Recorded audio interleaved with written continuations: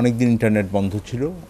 Internet বন্ধ থাকলে কি হয় এটা স্বাভাবিকভাবে যারা জীবনযাত্রার ভিতরে আছেন এটা বুঝতেই পারেন। সকল প্রকার ব্যবসা বাণিজ্যই বন্ধ ছিল। ব্যাংকের লেনদেন থেকে শুরু করে পোর্টের ভেতরে আমাদের যে কলকারখানার কাজ আছে, অফিসের কাজ আছে, এটা একটা ডিসরাপশন হয়েছে। যারা রপ্তানিকারক আছেন তারা এই সময়ে ওনারা বলছেন যে একটা বড় সংখ্যক অর্ডার তারা হারিয়েছেন, কারণ যোগাযোগই করতে পারেন নাই।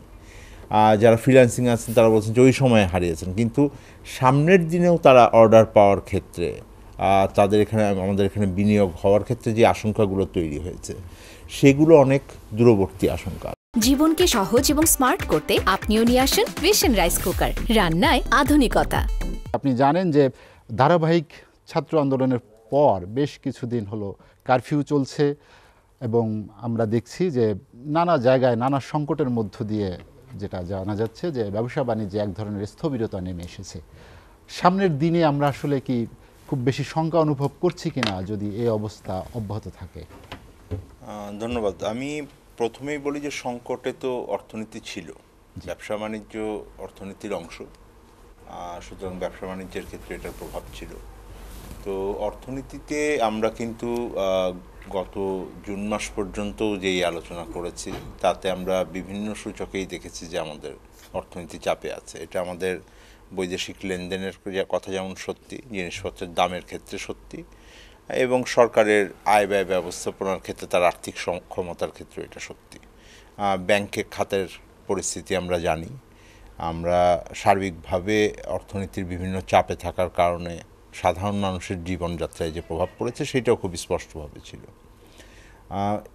এই অর্থ বছরের শুরুটা হয়েছে সেই অর্থে হলো আমরা বলবো যে আন্দোলনের মধ্য দিয়ে, ছাত্র আন্দোলনের ভিতর দিয়ে, এবং সেই আন্দোলনের ধারাবাহিকতা এখন এটা একটা প্রায় আমি বলবো যে গণ আন্দোলনে পরিণত হয়েছে। কারণ আমরা যেটা দেখছি যে ছাত্রদের পাশাপাশি তাদের সাথে সংহতি জানাতে এখন বাকিরাও নেমে এসছেন, এবং যেই ঘটনা প্রবাহের ভিতর দিয়ে গেছে সেই ঘটনা প্রবাহের ভেতরে দিয়ে সামনের দিনে কি পরিস্থিতি হবে এইটা বলা খুব মুশকিল।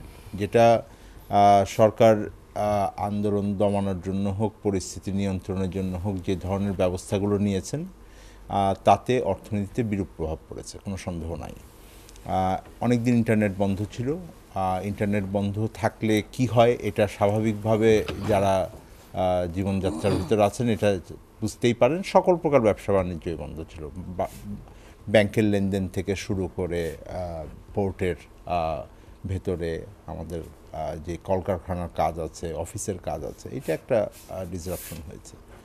সার্বিকভাবে এখন সামনের দিনের পরিস্থিতিতে যেই স্বাভাবিকতা আসার চেষ্টা, সেটা দুটো কারণ জিনিসের উপর নির্ভর করছে। একটা হলো যে আমার এই চলমান আন্দোলন প্রক্রিয়ার ভেতরে নিষ্পত্তি আসবে কিনা, এবং দ্বিতীয় হলো যে এইটার কি প্রভাব আমরা মধ্যমেয়াদে নিব। এখন স্বল্প মেয়াদে আমি দু তিনটি জিনিস বলতে পারি যে স্বাভাবিকভাবে যারা দৈনন্দিন আয়ের উপর নির্ভরশীল ছিলেন তাদের ক্ষতিটা বড়ভাবে হয়েছে। তারা কাজকর্মের ভিতরে থাকতে পারেন নাই, জিনিসপত্রের দাম অনেক বেড়ে গেছে, এখনও অনেক কমে এসেছে তা না, তাদের উপরে এটা একটা বড় বোঝা হয়েছে।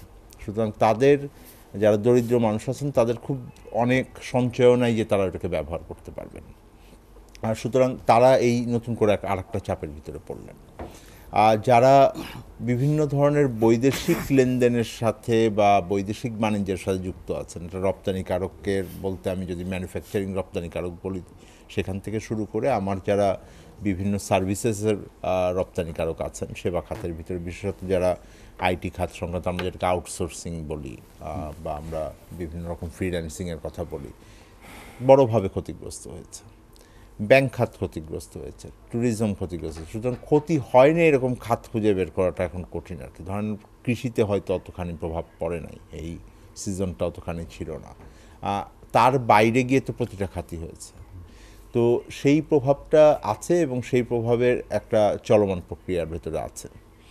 দ্বিতীয় যেটা আছে সেটা হলো যে মধ্যমেয়াদে কী হবে। মধ্যমেয়াদের বড় আশঙ্কার জায়গা হলো এটার ভেতরে আমাদের যেই ব্যবসা বাণিজ্যের বিনিয়োগ পরিস্থিতি, সামনের দিনে আমাদের নতুন করে বৈদেশিক বিনিয়োগ থেকে শুরু করে ব্যক্তি খাতের বিনিয়োগ আছে, সেইটার একটা পরিস্থিতি আছে। যারা রপ্তানিকারক আছেন তারা এই সময় ওনারা বলছেন যে একটা বড় সংখ্যক অর্ডার তারা হারিয়েছেন, কারণ যোগাযোগই করতে পারেন নাই।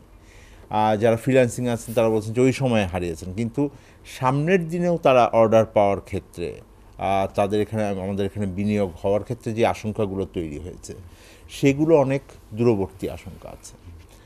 আর সবচাইতে বড় আশঙ্কা যেটা আছে সেটা হলো যে সার্বিকভাবে এই দেশ সম্পর্কে দেশের বাইরের সাথে পাশাপাশি আমার দেশের ভিতরের মানুষের একটা হতাশা আসছে কিনা, এবং বিশেষত এটা তরুণ সমাজের ভেতরে আসছে কিনা।